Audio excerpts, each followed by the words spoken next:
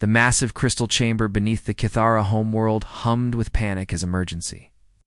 Lights cast rainbow patterns across its translucent walls. High Counselor Thelvin's crystalline body flickered between deep blue and violent red as he reviewed the latest intelligence reports. His six-fingered hands trembled as he held the datapad containing humanity's death sentence. "Read it again, Velmora," he whispered to his aide. Though both had memorized every horrifying detail, Velmora's smaller form pulsed with nervous yellow light as she spoke. "The Corvani system fell yesterday. 18 billion souls consumed. In 6 hours? The Drachner Confederacy lasted only 3 hours before their bioships multiplied beyond count. The pattern is always the same.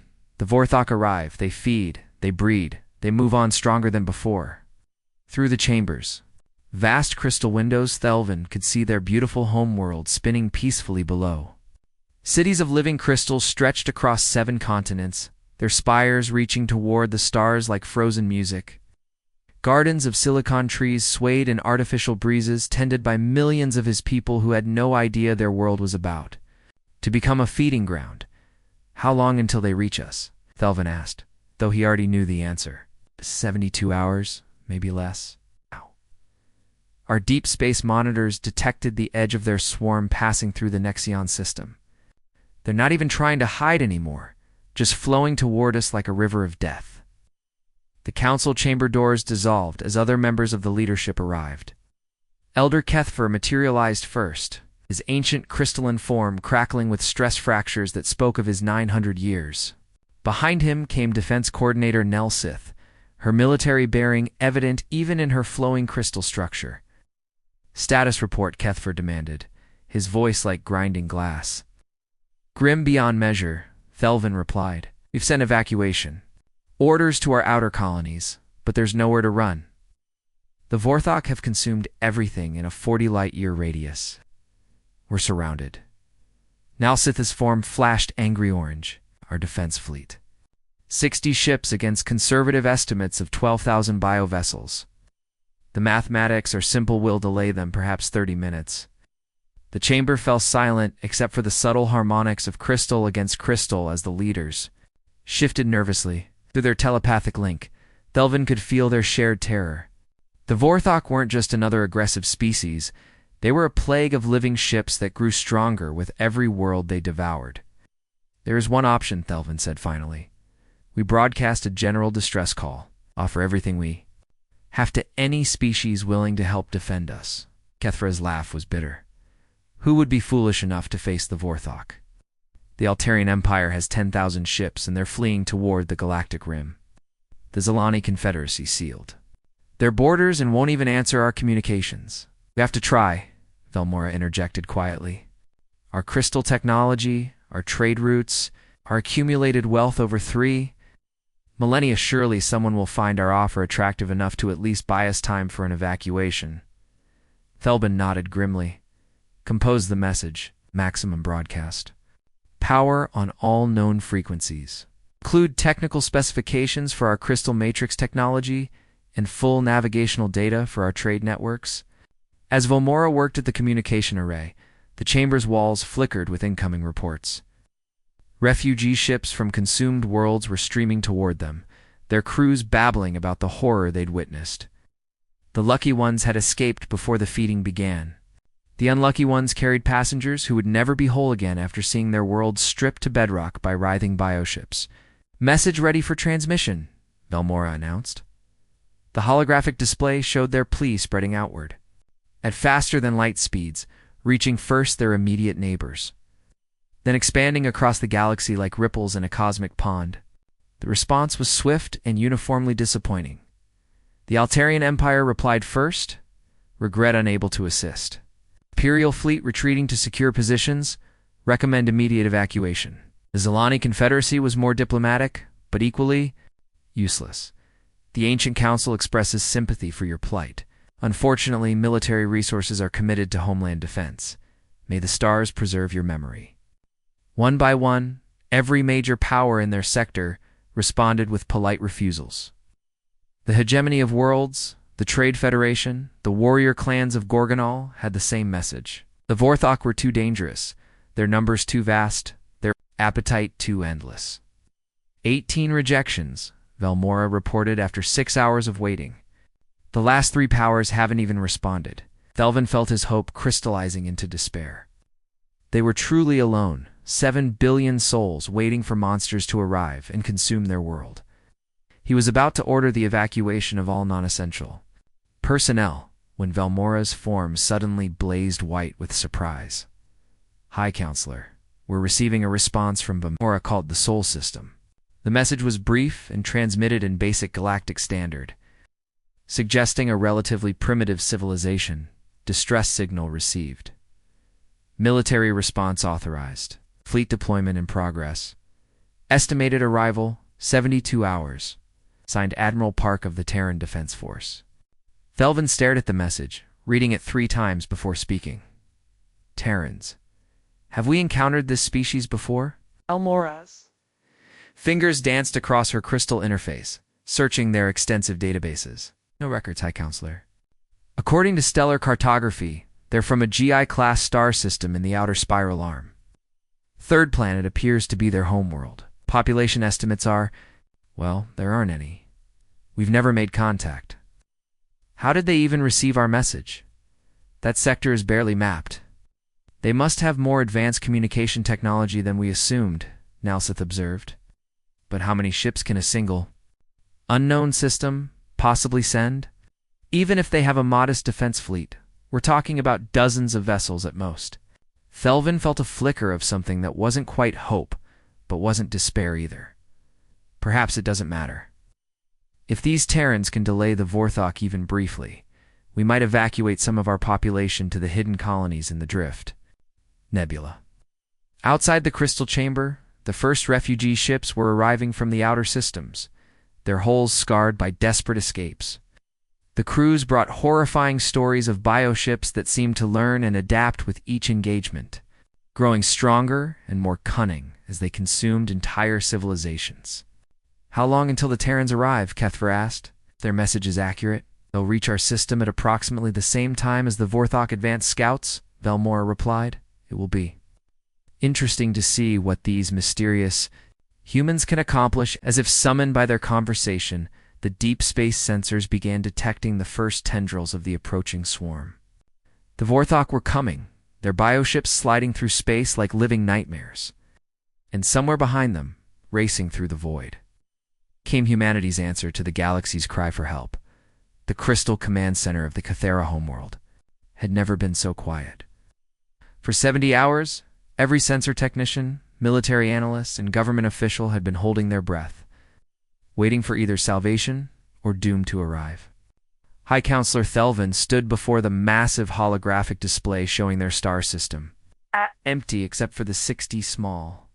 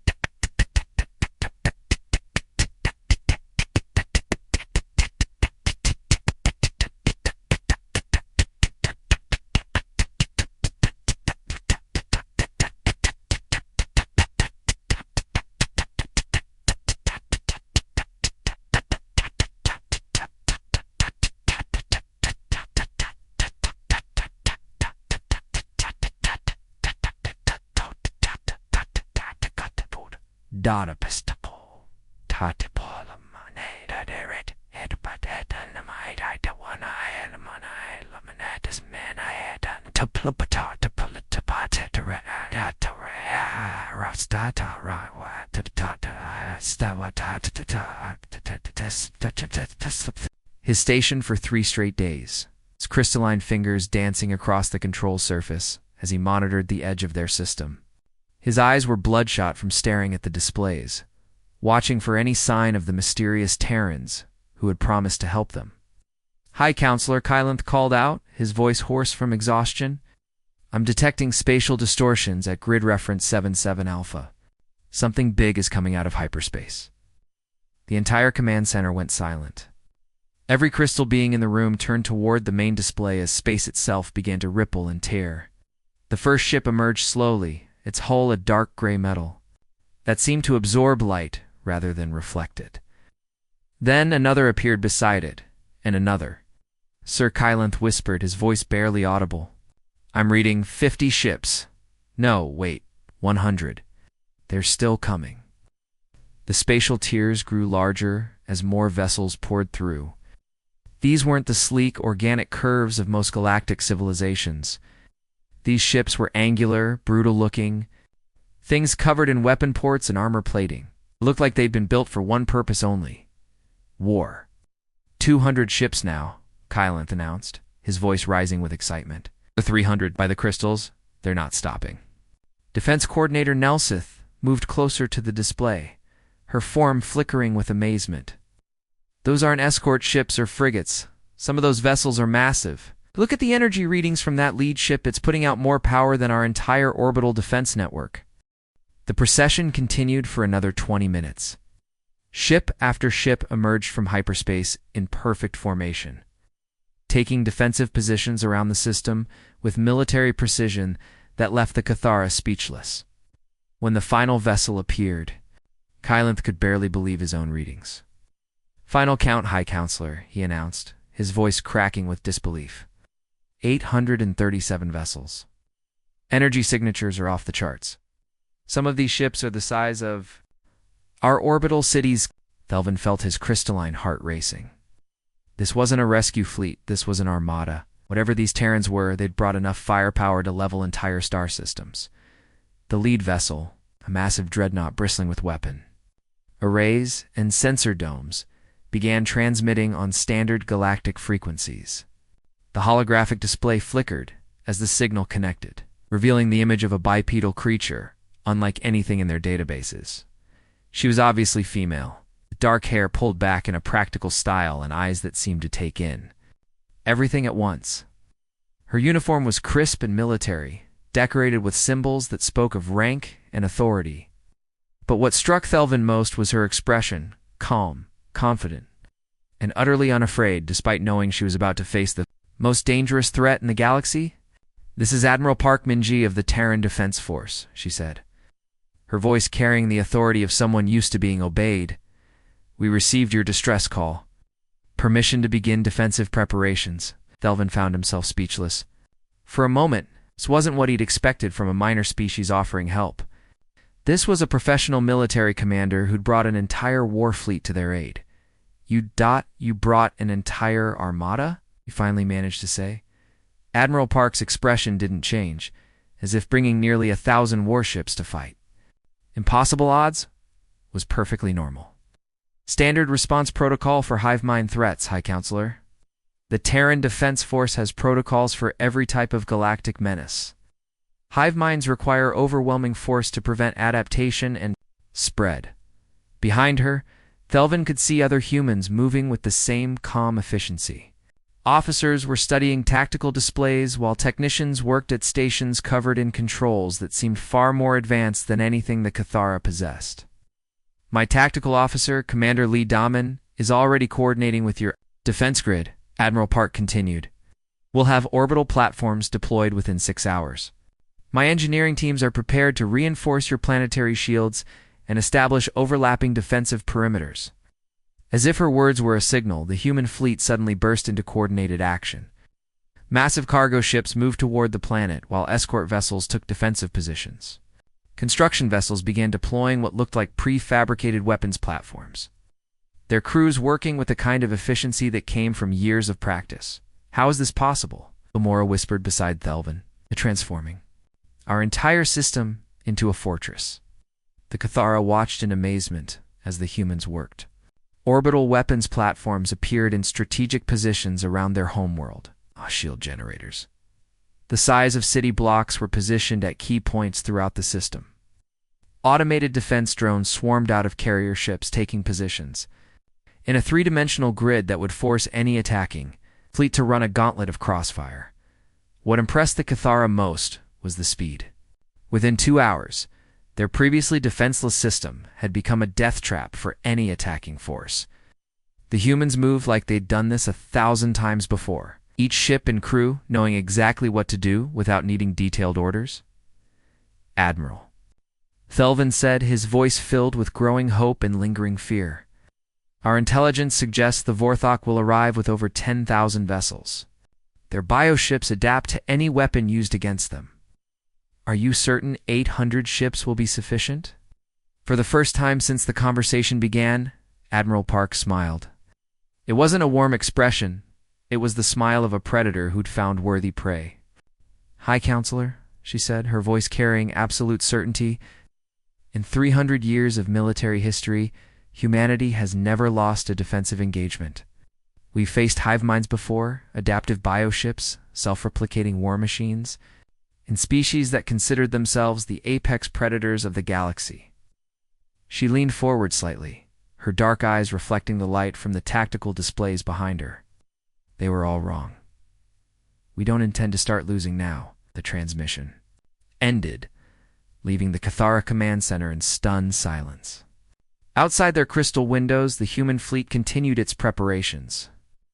Weapon signatures that had been theoretical possibilities in their physics textbooks were now positioned throughout their system. Energy readings suggested weapons that could crack moons and shields that could deflect stellar radiation.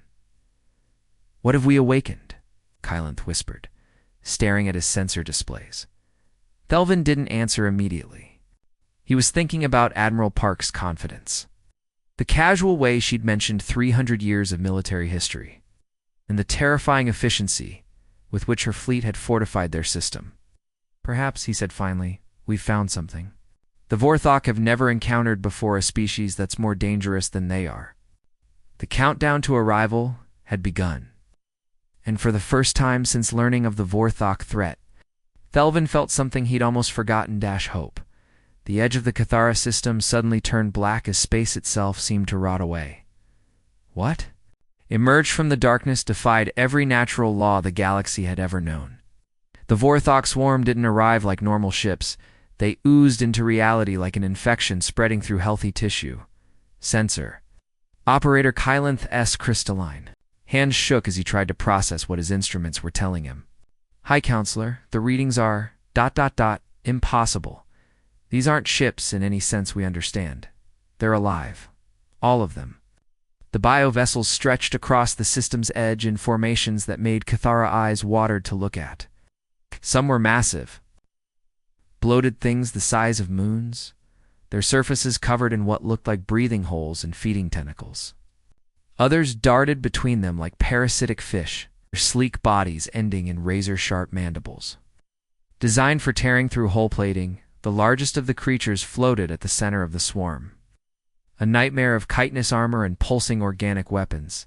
Bioluminescent patterns ran along its flanks like diseased veins, and from its dozens of weapon ports leaked a green fluid that dissolved whatever it touched. This was a harvester queen, evolved specifically to consume entire civilizations. On the bridge of the human flagship, Indomitable, Admiral Park Minji stood perfectly still as she watched the approaching horror. Her tactical officers were feeding her constant updates, but her expression never changed from cold, professional focus. "Enemy formation analysis complete," reported Commander Lee Damin from his station. "Approximately 12,300 biovessels, ranging from frigate to dreadnought class. Central command structure appears to be that large specimen in the center." "Acknowledged," Admiral Park replied calmly. "All stations, weapons free. Commander Lee, initiate pattern." 7. Throughout the human fleet, weapon systems that had been charging for hours suddenly came online. The space around the Cathara homeworld lit up like a miniature star as 800 human warships prepared to face impossible odds. The first wave of Vorthok attackers rushed forward with the confidence of predators who had never met organized resistance. Their bioships moved in swirling patterns, using their natural agility to avoid incoming fire while there. Organic weapons spat acid and bioplasma at their enemies. They expected the quick victory they'd achieved against every other species. Instead, they met a wall of coordinated destruction that turned the vacuum of space into a killing field. Human railguns opened fire first. Hurling tungsten projectiles at 20% the speed of light, the rounds punched through like it was paper, creating massive exit wounds that vented atmosphere and organic fluids into space.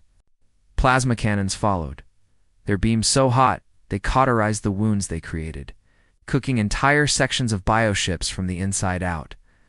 The Vorthok biovessels tried to adapt, their living holes shifting and changing to deflect the incoming fire. But the human weapons were too diverse, too numerous. Particle beams sliced through, regenerating armor, while fusion torpedoes detonated inside the creatures' bodies, literally cooking them alive. Aboard the Cathara observation ship, Crystal Song, Ambassador Velmora watched the battle through the viewing ports with a mixture of horror and fascination. The humans fought with a precision that was almost mechanical. But underneath the cold efficiency was something that made her crystalline spine tingle with fear. "Look at them," she whispered. To High Counselor Thelvin, "They're not just defending, they're hunting." The second wave of Vorthok ships tried a different approach, launching swarms of smaller biodrones that could slip through the human defensive grid. The creatures were barely larger than fighter craft, but their acid spit could eat through armor. Plating in seconds, Captain Kim Taehan, commanding the heavy cruiser Soul's Pride, watched the biodrones approach with grim satisfaction. "Launch the Wasps," he ordered his weapons officer. Thousands of small human drones erupted from the fleet's carriers, moving in perfect coordination to intercept the biodrones. But these weren't normal defensive fighters. They were hunter-killers, designed specifically for swarm tactics. Each Wasp carried a miniature fusion warhead and guidance systems that could track multiple targets. Simultaneously, the space between the fleets became a web of explosions as human and Vorthok drones tore each other apart. The bio-drones were fast and adaptive, but the human Wasps were smarter, working together to overwhelm individual targets before moving on to the next. When several Vorthok bioships managed to break through the defensive line, Captain Kim didn't hesitate. "Boarding parties, prepare for close combat operations," he announced over the ship's comm system. The human Marines who responded to his call looked nothing like any military force that Cathara had ever seen. Their armor was heavy and angular, designed to turn the wearer into a walking weapons platform. They carried guns that fired explosive rounds and energy weapons that could punch through bio-armor at point-blank range. "Remember your training," Kim told his troops as they prepared to board captured Vorthok vessels. "These things feel pain, use it against them. Target their nerve clusters. Make them suffer for every meter they advance." The boarding actions were brutal and efficient. Human Marines moved through the bioship's organic corridors like surgeons performing violent operations, cutting away infected tissue to save the patient. Their weapons were specifically designed for close-quarters combat against living ship's rounds that exploded inside organic targets. Energy beams that disrupted nervous systems, and chemical weapons that caused bioarmor to dissolve. Lieutenant Colonel Choi Young-soo coordinated the scientific analysis from the fleet's mobile laboratory.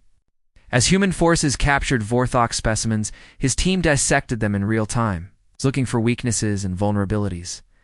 "Fascinating," he reported to Admiral Park over the tactical network.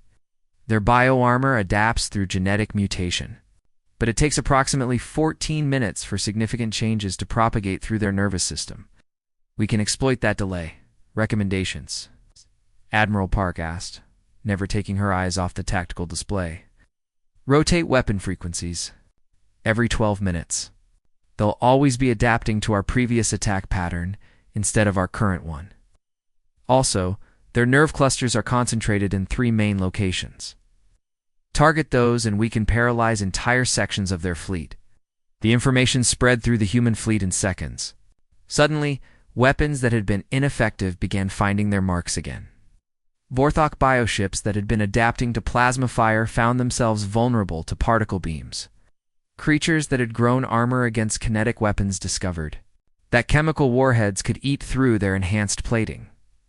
Velmora watched in amazement as the humans systematically dismantled the Vorthok attack formations. "They're not just fighting them," she whispered to Thelvin. "They're dissecting them, learning from them, turning their own biology against them." The first major engagement lasted 6 hours. When the biosmoke finally cleared, the space around the Cathara system was littered with the corpses of Vorthok bioships. The creature's adaptive abilities had meant nothing against human tactical flexibility and scientific analysis. A third of the Vorthok vanguard was destroyed or disabled. The remaining bioships retreated to the edge of the system, out with their bioluminescent communications, flickering with what could only be described as confusion and rage. The human fleet had lost exactly 12 ships. And Admiral Park was already analyzing the reasons for each loss, preparing countermeasures for the next wave. Status report, she requested from Commander Lee. All defensive positions holding. Ammunition reserves at 87%. Medical bay reports minimal casualties. Engineering teams are already working on upgrades based on enemy capabilities observed during this engagement.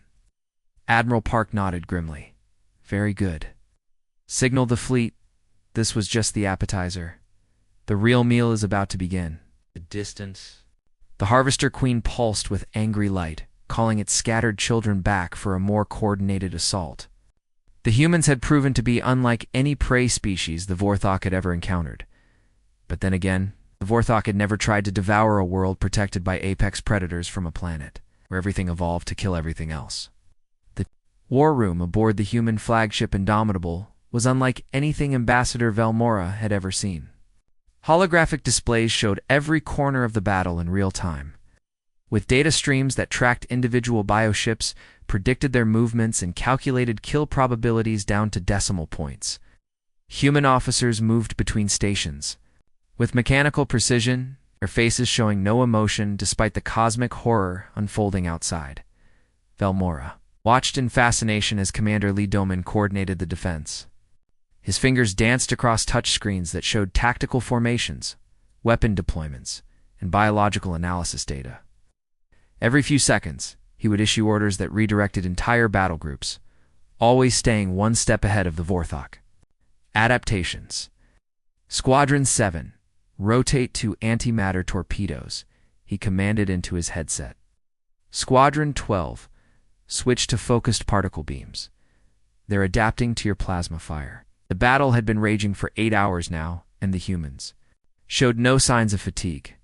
If anything, they seemed to be getting more efficient as time went on, learning the Vorthok patterns and exploiting weaknesses faster than the bioships could evolve new defenses. During a brief lull between attacks, Velmora finally found the courage to ask the question that had been haunting her. Commander Lee, how do you fight like this? I've watched my own people face the Vorthok in simulations, and we always panic within the first hour. But your crews, there's no fear, no hesitation. How is this possible? Commander Lee looked up from his tactical display, his dark eyes reflecting the glow of battle data. For a moment, his professional mask slipped, and Velmora saw something that made her crystal form shivered, not cruelty, but the calm acceptance of a predator who had never questioned his place at the top of the food chain.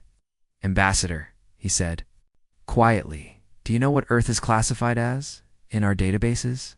Velmora's translucent form flickered with confusion. I know, we've never encountered your homeworld directly. A Class 12 Deathworld, Lee replied, turning back to his screens as new Vorthok formations appeared on the sensors. The highest classification on the galactic danger scale. Everything on our planet evolved to kill everything else.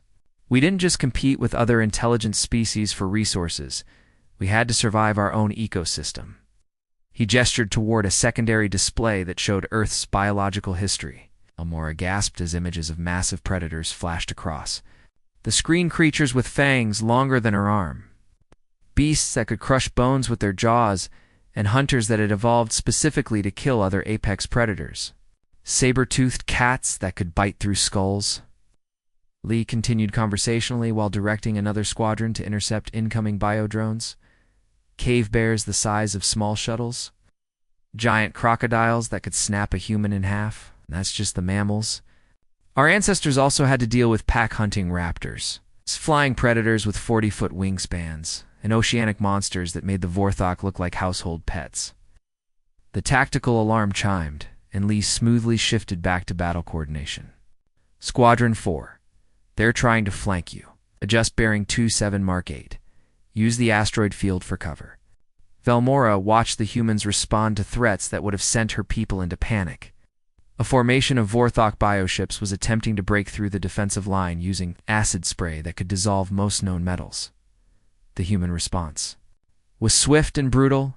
They simply rotated their ships to present reinforced armor sections while launching guided missiles that homed in on the bioship's chemical weapon ports.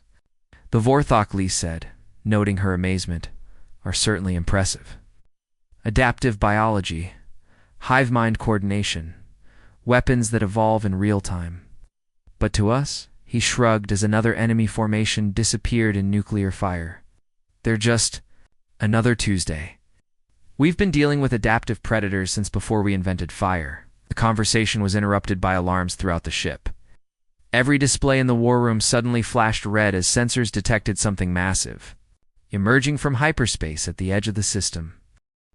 Contact bearing 047, Mark 12, announced the sensor operator, his voice tight with strain. Mass equivalent to? By the void, it's the size of a small moon. The main display zoomed out to show the new arrival. Omora felt her crystalline heart stop as she saw what the Vorthok had been holding in reserve. It was a bioconstruct beyond imagination, a living planet killer whose surface writhed with weapon growths, spawning chambers, and feeding tentacles that stretched thousands of kilometers into space. That's their endgame, whispered Dr. Yoon. Sa-young from the science station, her face pale as she analyzed the readings. It's a harvester queen designed to consume entire planetary biospheres. Look at those spawning chambers. It can birth new swarms using the biomass it devours. Admiral Park appeared on the war room's main screen, her expression grim but determined. All stations, prepare for final engagement protocols. This is what they've been building toward. Commander Lee studied the tactical data flowing across his screens. The bioconstruct was already launching smaller vessels, not the bioships. They'd been fighting, but something new. Seed ships designed to penetrate planetary defenses and begin the consumption process from within. Admiral Lee reported, standard weapons won't be effective against something that size. Its bioarmor is over 50 kilometers thick, and it's already adapting to our attack patterns based on data from the previous engagements. Admiral Park's voice was cold as Arctic wind. Then we don't use standard weapons. Commander Kim, deploy the Omega package. There was a moment of hesitation on the COM channel.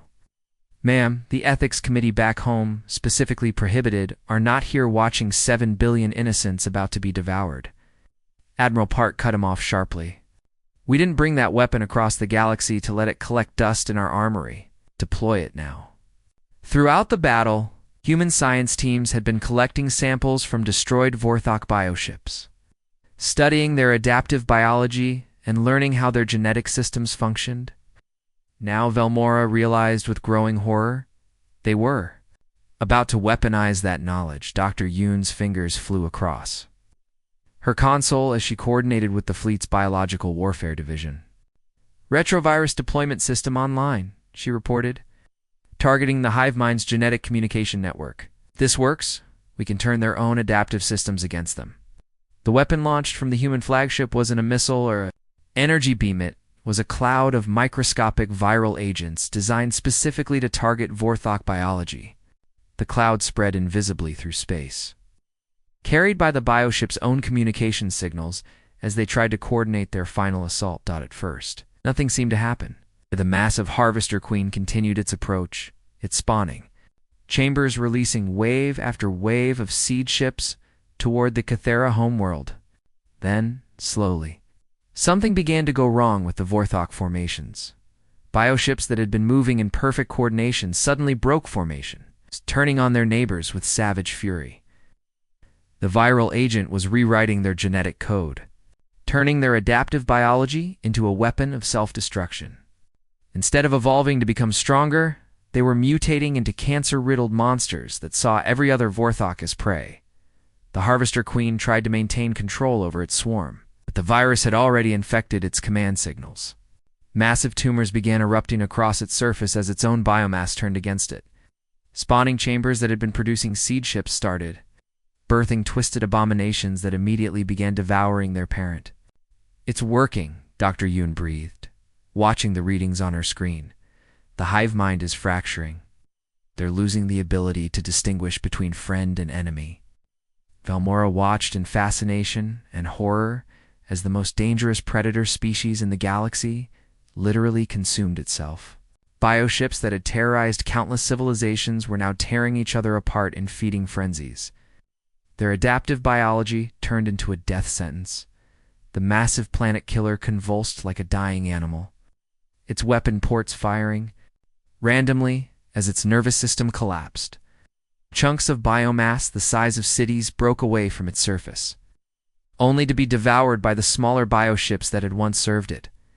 Within 6 hours, the entire Vorthok fleet was either dead or in the process of devouring itself.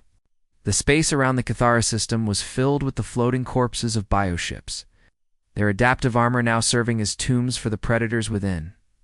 Commander Lee watched the destruction with professional satisfaction, already planning the cleanup operations that would ensure no viable Vorthok genetic materials survived to threaten future worlds. "Ambassador," he said to Valmora, who was still staring at the carnage in shock.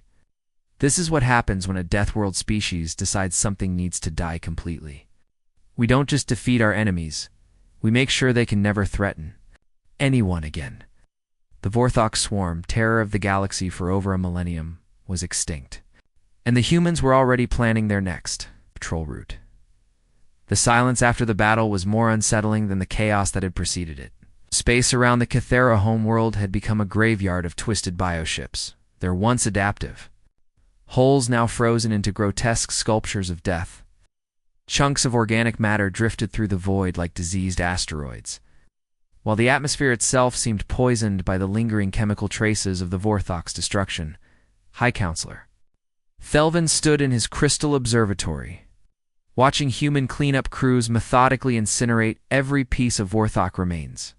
The humans worked with the same ruthless efficiency they'd shown in battle, their specialized ships firing precise plasma beams that reduced biomatter to its component atoms. Nothing was left to chance, no fragment too small, no genetic sample too insignificant to ignore. "They're being very thorough," observed Valmora, her crystalline form still flickering with nervous energy from the battle's aftermath. "They understand what we're dealing with better than we do," Thelbin replied, grimly.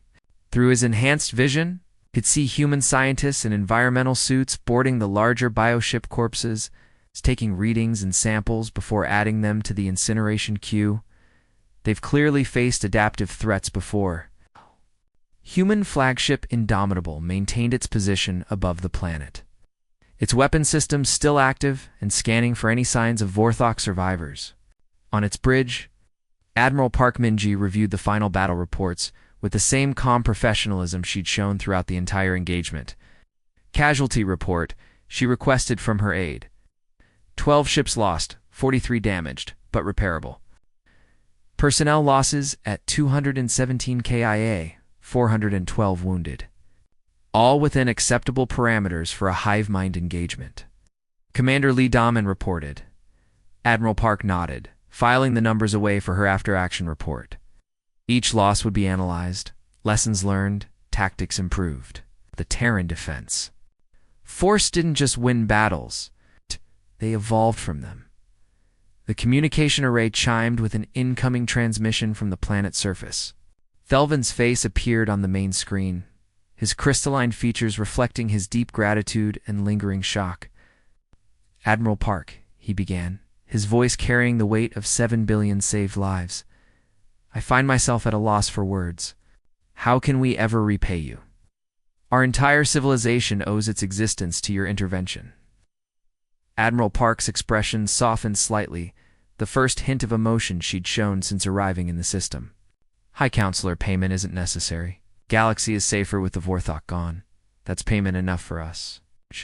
But surely there's something our crystal technology, our trade routes, our accumulated wealth over 3 millennia." "Keep your wealth," Admiral Park interrupted gently. "Use it to rebuild, to help other species that might face similar threats. The best payment you can give us is to become strong enough to defend yourselves and others." As the human fleet prepared for departure, their massive ships folding their weapon arrays and retracting their defensive grids, Valmora found herself drawn to the observation deck where Commander Lee was coordinating the final cleanup operations. She'd been haunted by what she'd witnessed during the battle. particularly the moment when the humans had unleashed their biological weapon. "Commander," she said quietly, approaching him as he reviewed sensor data on his portable display. Lee looked up, his expression weary but alert.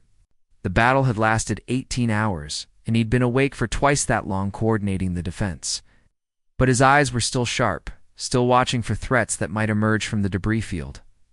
"Ambassador, is there something you need?" Almora Hesitated, then pressed forward with the question that had been burning in her mind.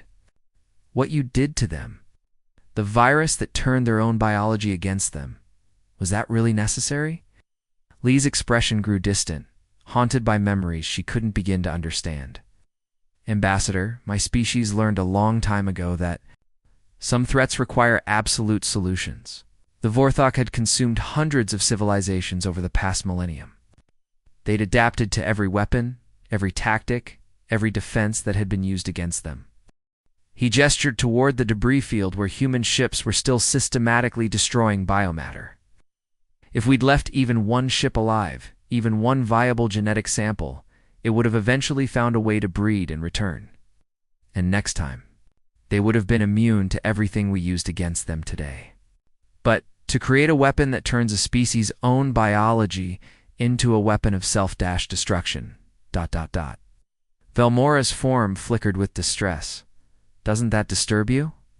Lee was quiet for a long moment, watching a human incineration ship reduce a bioconstruct, the size of a city, to glowing plasma. When he finally spoke, his voice carried the weight of difficult decisions made in the darkness of space. "It terrifies me," he admitted quietly. "Every weapon we create, every tactic we develop, every line we cross to protect innocent lives, it all terrifies me. Because I know what it means about us, about what we're capable of when we decide something needs to die." He turned to face her directly, his dark eyes reflecting the distant glow of incineration fires. "But it doesn't terrify me as much as the alternative. We've seen what happens when good people fail to act decisively against absolute evil. We've studied the ruins of civilizations that tried to negotiate with predators, that showed mercy to enemies who couldn't understand the concept." The conversation was interrupted by an announcement over the ship's communication system. "All personnel prepare for departure. Final sweep complete. No viable Vorthok genetic material detected in the system." The human fleet began its withdrawal with the same precision it had shown upon arrival. Ships fell into formation, their crews already planning patrol routes and preparing for the next crisis call. But they left behind more than just empty space. Automated defense platforms remained in orbit around the Cathara homeworld. Silent Guardians programmed to activate if any threat approached the system. 3 months after the battle, High Counselor Thelvin stood before the Galactic Assembly, announcing the Cathara Collective's formal entry into the Terran Alliance. The decision had been unanimous among his people. They'd seen what human protection could accomplish, and they wanted to be part of something larger than themselves.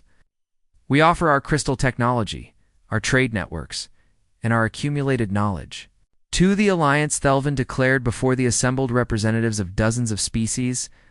"But more than that, we offer our loyalty to a species that crossed the galaxy to save strangers they'd never met."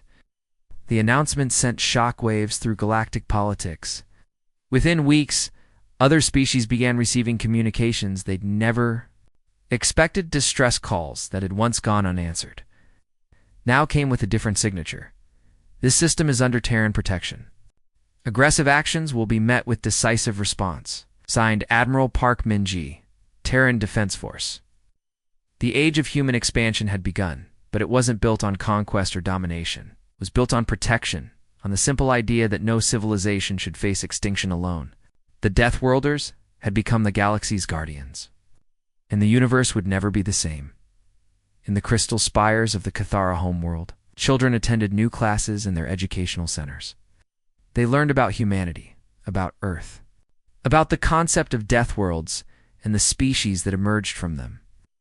They learned that sometimes salvation came from the most unexpected place, as in that the most dangerous predators in the galaxy could also be its most compassionate protectors. The teachers showed them recordings of the Great Battle, carefully edited to remove the most disturbing images. But they made sure the children understood the lesson. When faced with absolute evil, sometimes absolute solutions were necessary. Sometimes, the monsters you feared most were actually the heroes you needed. Admiral Park Min-ji and her fleet patrolled the Outer Rim territories now, their sensors constantly scanning for distress signals from civilizations under threat. The Vorthok swarm was extinct, but the galaxy held other dangerous pirates, slavers, rogue AI swarms, and species that believed might made right they would learn. As the Vorthok had learned, that there were predators in the galaxy far more dangerous than anything they could imagine. And those predators wore human faces and carried the promise that evil would never triumph. While they drew breath, the stars were safer now, and in the darkness between them, humanity kept watch. The end.